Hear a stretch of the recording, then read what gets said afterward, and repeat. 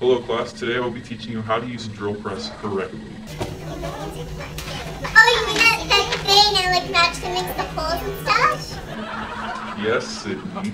Got it. So for the drill press you'll need to have a chuck key, make sure your work is securely clamped down, also have your hair tied back, no loose clothing or jewelry, and you should always be paying attention while using the drill press. Now, your project today will be very simple. All you have to do is drill 4 holes in a piece of wood.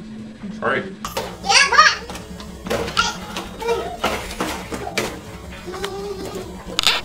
This project's pretty easy. I hope to do it up this time. I hope so.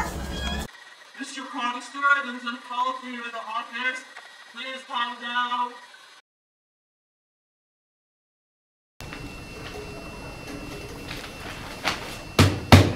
Daddy, look at me!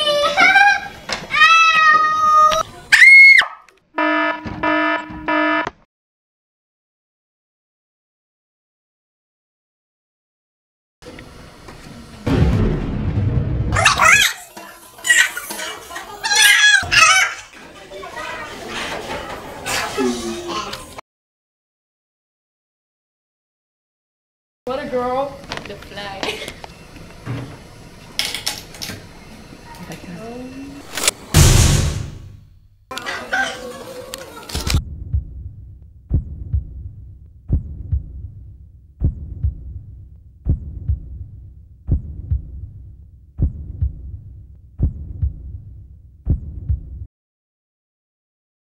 Realize that you got hurt because you weren't following the rules.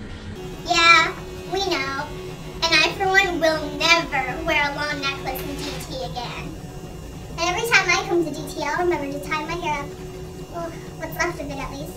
And I'll make sure to know and not get distracted where my hands are when I'm using the drill press, because I think we all know. I will remind Jamie to contact her project before starting the drill press.